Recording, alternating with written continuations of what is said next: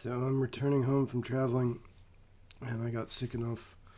I got a cold in transit, and I was bad enough where I lost my phone in a different city. So I returned home, locked out of everything, out of my accounts, lost a lot of data, and I also miss. I come from a divided family, so I miss missing two Thanksgivings. One of them was at Christmas, and I'm now seeing the trailers for the Odyssey, and it's surreal, and it's very disorienting because that story means a lot to me, and it means something to me it doesn't mean to anyone else. And now that I see the trailers, I sort of understand that, because I remember having a conversation with my psychologist about it and what she knew about the story, and she seemed to think it was just like an adventure story, and it sort of just like set me aback. So when I first started the writing process, like, it started with my grandmother telling me I should write about my life, and she's one of those grandmothers that are just, she was the only positive influence I had growing up, and hearing it from her, when I was in my mid-20s, it had an impact on me. And then she died, and from 25 on, I started writing about my life.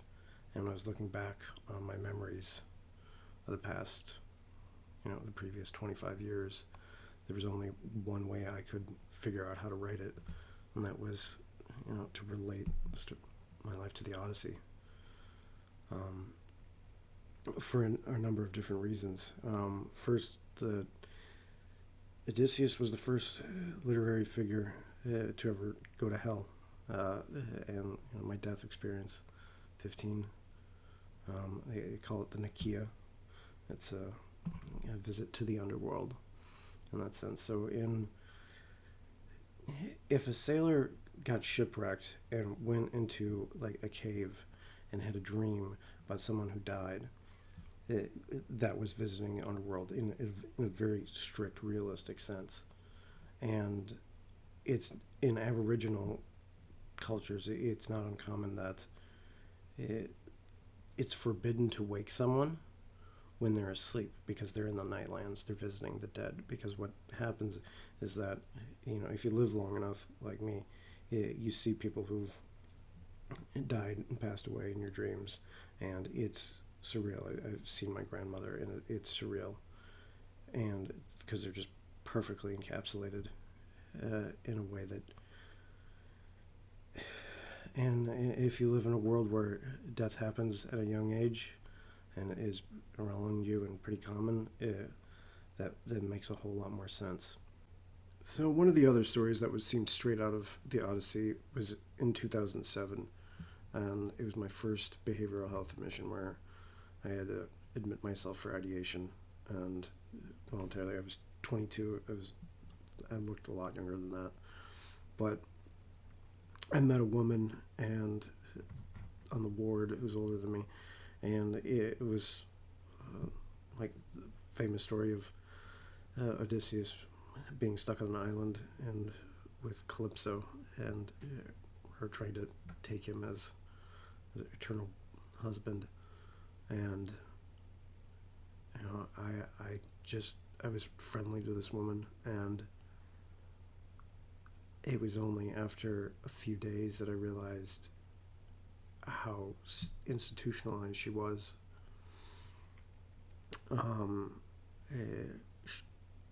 She asked me to marry her, and after a few days, I realized she was schizophrenic. And then it got dark pretty quick, and she started being really needy, and and it became obvious, like, no one had been friendly to her for a long time, and then she just started breaking down, and she wouldn't quite let me go to my room at times, and then she snapped and started screaming, and the staff had to intervene, and I ended up having to flee the ward, and try to make sense of everything. And I I felt grateful that I had a mind I could control, despite the pain, the headaches, and it was also just.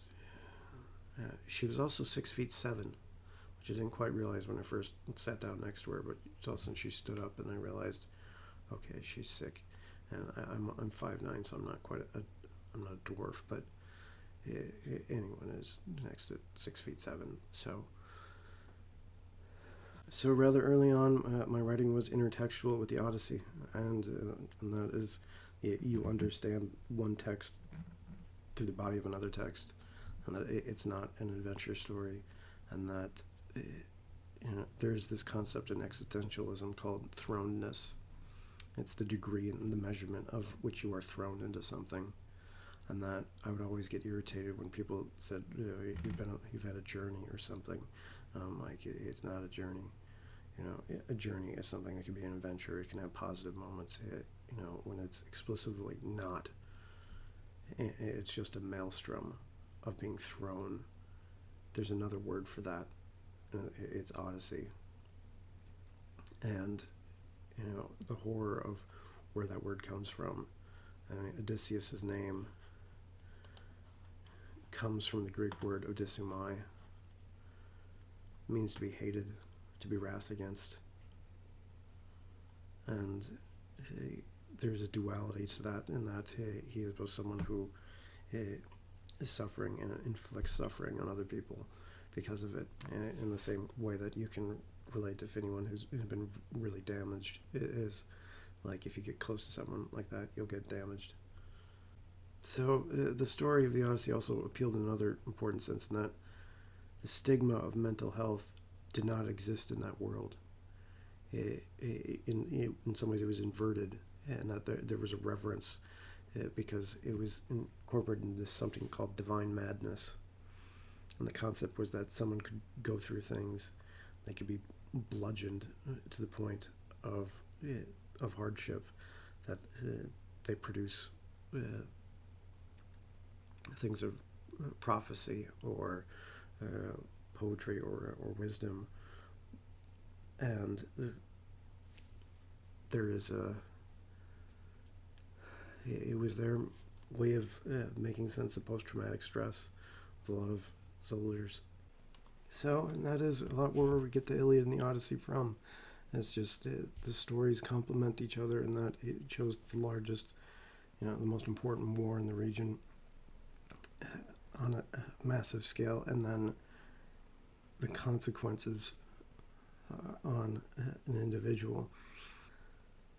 Homer wrote, composed it hundreds of years later, and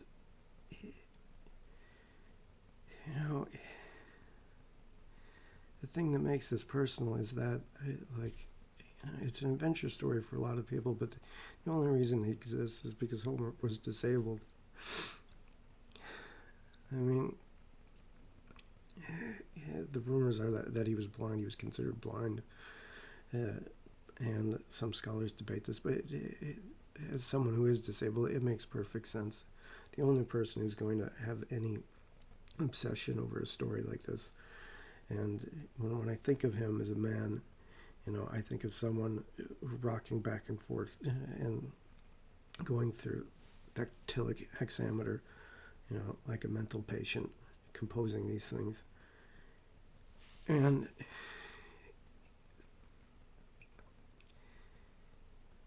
it's the work of only someone whose body has failed them would do something like this. And there's a lot of reason and logic for this, because why the hospital? It's probably where he grew up, because right next to the hospital is the theater. And the bards were considered psychologists and doctors, in the sense that their sense of their medicine was so primitive that they were conjoined in the sense of storytelling eased suffering. And so he likely grew up in that environment. He likely absorbed all the other stories and just had a life where he built upon it, and he did it in a way where people ended up listening. So anyone who is in the hospital environment in that world would be connecting to these stories in a different sense. And that Apollo's arrow, what does that mean? It means it's what they call disease. And in the same sense that how arrows, as they fly over the wall of a city, they just hit people randomly. And so if you got struck by disease, it was like being struck from an arrow. It came down from the heavens from a god, just struck you. And anyone who's suffering an affliction that they have to make sense of is going to cling to something. So one of the things people ask me about with my writing is how I was able to remember everything, just the really small details of events, and put the reader in those spots. And it's why it took so many years to edit down, because I added too many memories. And this is just from 2013, all of that. And the reality is that when you're disabled, you have more bandwidth in terms of being able to remember everything. And the same would be true back then, in terms of what set Homer apart from all the other bards, is that his life, he didn't have the day-to-day life, and he had just more time to commit himself to this. So the final piece of evidence is his name, Homeros. It means hostage. And, what do you call someone who can't take care of themselves? And growing up in hospitals, that is what it feels like. And, there is some confusion because this also means pledge, as in like an obsession to tell this story. But again, who's going to do that other than someone who isn't well enough to do a whole lot else with their life? And so before Homer, there was, the bards had an improvisation in the way they told the stories. And if anyone was going to standardize them, it was someone who was held hostage between the theater and the hospital for a significant portion of their life, to be able to absorb them and memorize them and standardize them. And they debate whether he was blind or not, but it sort of, my grandfather had glaucoma, and he didn't get that until later in life, and so he never really saw my face. But he would describe the memories of vision to me, and in the Odyssey, he repeats the line "Rhododactos eos" over and over, "rosy-fingered dawn." And part of me wants to just believe that's one of his a visual memory that he's clinging to. So the first time I tried making this video, I was in pain, and I screwed up the audio. It was just a reverberation. And I spent time crying so much because I didn't think I could do it again. And the historicity of the Odyssey is also important to me, because it's like Scylla and Charybdis. I'm Italian. That's the coast of Sicily. So as a sailor, you get stuck in that strait, and it's only 3 kilometers wide once you get funneled in there. In terms of the historicity, this is what a cyclops was. This is a pygmy elephant skull. So you can sailors picking them out of North Africa and carrying them on ships to the Aegean, and their stories are obvious. And in my writing, that's my eye. I did a microphotography lens, and because the beginning of my story, this all started with an image of my photograph getting taken. That was, my headache started every day after that picture was taken. And It's been that way for 25 years. So going to the beginning of the Odyssey itself, the opening lines, all the lines in English, all the translations, they all sort of fail in capturing the double meaning that is in Greek for a man of many travels. Some of these translated as twists and turns, and turns is right because for the word is polytropos, and it's of many terms, but in Greek it has this double meaning where turns also means emotions, and so it has a meaning of a man of many faces.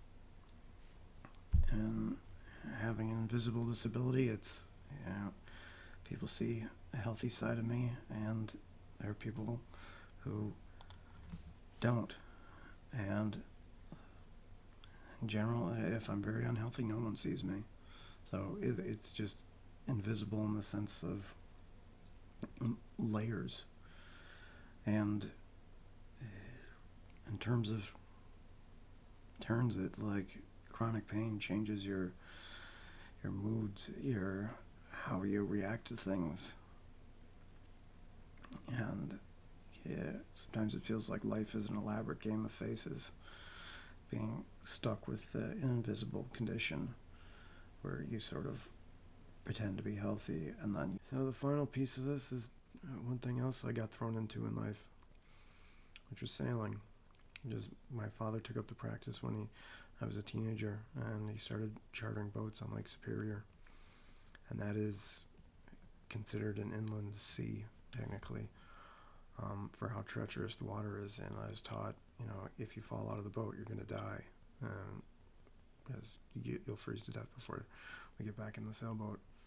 And the waters and some of the conditions, and even the earliest conditions, like their ability to turn the boat around and get me back in, it wasn't going to happen. But eventually, my father bought a boat, and I a lot of times I was below deck, with a headache. I remember times where one time I was able to write about one incident was where I was below deck with earplugs, and he just crashed and pulled me out of the quarter berth and said, "There's a crisis and you need me at the helm." And I had to go up there, and Lake looked as angry as a Norse god.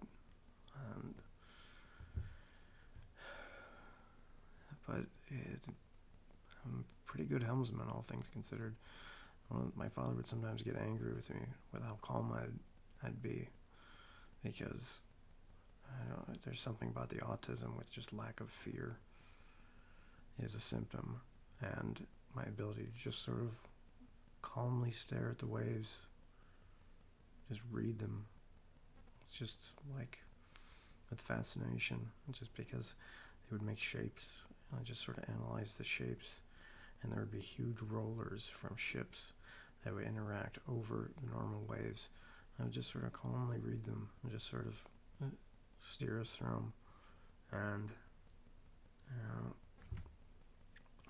the other worst time is when I had his brother also owned a boat, and when I took my family out, I had to be at the helm on one of the wilder days, and he had a 38-foot boat, and it was the only time I was really nervous, because I had all my family on board, and I could, with what I was seeing, I could potentially capsize this thing. And we sloshed back and forth, and all of a sudden looking down and then looking straight up, and then a 38-foot boat, and I'm getting doused with water right over the top, and but we made it back safe. Everyone got home.